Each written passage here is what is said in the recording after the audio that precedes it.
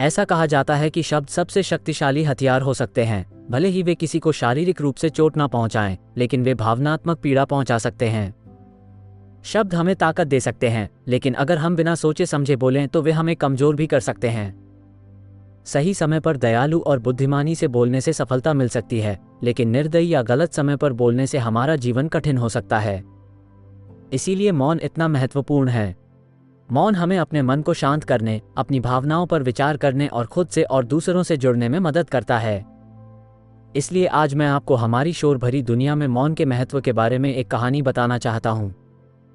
इसलिए कहानी में संदेश को उजागर करने के लिए ध्यान से सुने। एक बार की बात है, एक राजकुमार था जो हमेशा थका रहता था, हताश और परेशान। एक दिन उसने पास के जंगल में रहने वाले एक साधु से मदद मांगने का फैसला किया।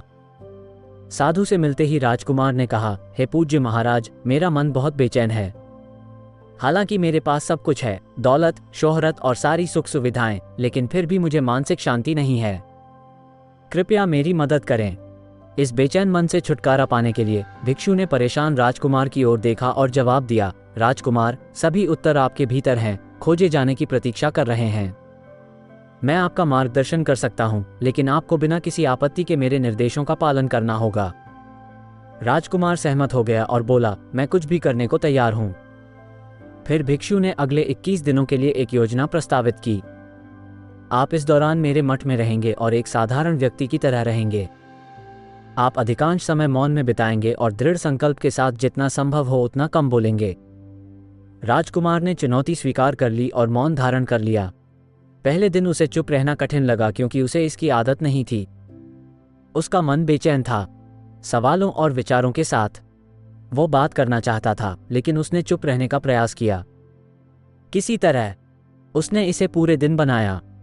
दूसरा दिन पहले की तुलना में थोड़ा कम कठिन था, लेकिन फिर भी उसे संघर्ष करना पड़ा। लेकिन जैसे जैसे रात बीतती गई, उसे शांति और खुशी की अप्रत्याशित अनुभूति महसूस होने लगी। इससे वो हैरान हो गया क्योंकि वो समझ नहीं सका क्यों उसकी बेचैनी दूर होती जा रही थी। अगले दिन राजकुमार एकांत में प्रकृति, फूलों, पौधों और आकाश में पक्षियों को देखते हुए समय बिताता रहा। पहली बार उसने सचमुच अपने आसपास की प्रकृति की सुंदरता की सराहना की। वो अपने आसपास की प्रकृति का अवलोकन कर सकता था और उससे जुड़ सकता था। जैसे जैसे 2 सप्ताह बीतते गए, उसके मन के सभी विचार और कल्पनाएं धूमिल होने लगी और वो बहुत शांत और शांतिपूर्ण महसूस करने लगा। 15वें दिन उनकी आंखें अपने आप बंद हो गईं और वे ध्यान की गहरी अवस्था में चले गए। राजकुमार को गहन आंतरिक शांति का अनुभव हुआ। अंतिम सप्ताह गहन ध्यान में बिताने के बाद वो गुरु के पास गया और उनके सामने बैठ गया। मालिक ने देखा, उनके चेहरे पर गहरी शांति थी और उन्होंने अपनी चुप्पी तोड़ते हुए कहा, अब आप बोल सकते हैं। राजकुमार ने कहा, श्रीमान, आपके मार्गदर्शन से मुझे अपनी बेचैनी का मूल कारण समझ आ गया है। उन्होंने आगे कहा, मैं बहुत ज्यादा बातें करता था, लोगों पर बहुत सारी ऊर्जा खर्च करता था और अक्सर उनके बारे में नकारात्मक सोचता था। ये लगातार बातचीत और नकारात्मक सोच थी। मेरा समय बर्बाद हुआ और मेरा दिमाग खराब हो गया। परिणामस्वरूप मैं अपना कार्य प्रभावी ढंग से नहीं कर सका और लगभग हर चीज में असफल होने लगा। इन लगातार असफलताओं ने मुझे और भी अधिक दुखी और परेशान कर दिया। हालांकि ये 21 दिन परिवर्तनकारी थे। अब मुझे ऐसा महसूस हो रहा है कि मैं सचमुच पूरी जिंदगी जी रहा हूं और मुझे एहसास हुआ कि इससे पहले मैं इसे गलत तरीके से जी रहा था। मैंने ये भी सीखा कि हमें जबरदस्ती ध्यान करने की जरूरत नहीं है, ये स्वाभाविक रूप से होता है। ये सुनकर गुरु ने उत्तर दिया, राजकुमार, तुम इस संघर्ष में अकेले नहीं हो। दुनिया में बहुत से लोग इसलिए बेचैन रहते हैं क्योंकि वे बहुत ज्यादा बातें करते हैं। ज्यादा बोलना हमें थका सकता है और हमारे मन को बेचैन कर सकता है। हालांकि चुप रहने से हमारे शब्दों का प्रभाव बढ़ता है और हमारे मन को शांति मिलती है। इसलिए केवल तभी बोलना सबसे अच्छा है जब यह वास्तव में हमारे और दूसरों दोनों के लिए आवश्यक और लाभदायक हो।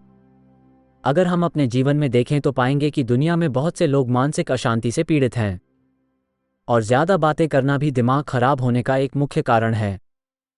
आज भी बहुत से लोग ऐसी बातें करते रहते हैं जिससे दूसरों को ठेस पहुंचती है और उनकी ज्यादा बोलने की आदत उनके जीवन में कई समस्याओं का कारण बनती है। जब लोग बुद्ध से पूछते थे कि वो ज्यादातर समय चुप क्यों रहते हैं, तो वे कहते थे, मैं अपने भीतर गहराई से गोता लगाने के लिए चुप रहता हूं, क्योंकि मौन पहला कदम है। वास्तव में स्वयं को जानना, मौन के बिना स्वयं की खोज असंभव है। बुद्ध ने दूसरों को भी अधिकतर समय शांत रहने और कम बोलने की सलाह दी। ज्यादा बात करने से शारीरिक और मानसिक शक्ति का ह्रास होता है। जब लोग शांत हो जाते हैं तो कम झगड़े, कम बेचैनी और कम बहस होती है। जो लोग बहुत ज्यादा बात करते हैं अक्सर किसी एक कार्य पर ध्यान केंद्रित करने में संघर्ष करना पड़ता है। परिणामस्वरूप वे अपने लक्ष्यों पर पूरी तरह ध्यान केंद्रित नहीं कर पाएंगे और सफल नहीं हो पाएंगे। वे जीवन का सही अर्थ समझने में भी असफल होते हैं। दूसरी ओर, जो लोग कम बात करते हैं वे दूसरों से सम्मान अर्जित करते हैं, क्योंकि लोग उन पर भरोसा करते हैं और वे जो कहते हैं उस पर ध्यान देते हैं। शांत रहना हमें धैर्यवान बनने में मदद करता है। ये हमें अधिक जागरूक बनने में भी मदद करता है। जो व्यक्ति प्रतिदिन कुछ समय मौन रहता है वह गहन ध्यान में प्रवेश कर सकता है। मौन हमारे मस्तिष्क को भी उत्तेजित कर सकता है, हमारे तनाव को कम कर सकता है और हमारी एकाग्रता को बढ़ा सकता है। मौन हमें अधिक ध्यान से सुनने, अधिक प्रभावी ढंग से संवाद करने और अधिक ध्यानपूर्वक कार्य करने में मदद कर सकता है। मौन हमें अधिक खुश और स्वस्थ बना सकता है। जब हम बात करते हैं तो हमारा दिमाग यही सोचने में व्यस्त रहता है कि क्या कहा जाए। लेकिन जब हम बात करना बंद कर देते हैं और चुप रहते हैं तो हमारा दिमाग शांत होने लगता है। हो सकता है कि यह कुछ समय तक अंदर ही अंदर बड़बड़ाता रहे, लेकिन अगर हम उन विचारों को शब्दों में नहीं बदलते हैं तो अंततः हमारा मन शांत हो जाता है और हम अपनी आज की व्यस्त दुनिया में शांति महसूस करने लगते हैं। लंबे समय तक चुप रहना कठिन है, लेकिन फिर भी मैं प्रतिदिन 1 से 2 घंटे मौन के लिए निर्धारित करने का सुझाव देता हूं। ये वास्तव में आपके जीवन में सकारात्मक बदलाव ला सकता है। इसलिए जब भी आपको अपनी दिनचर्या में कुछ खाली समय मिले तो उसे मौन में बिताने का प्रयास करें। मौन को एक गहरी नींद के रूप में सोचें जो ज्ञान का पोषण करती है।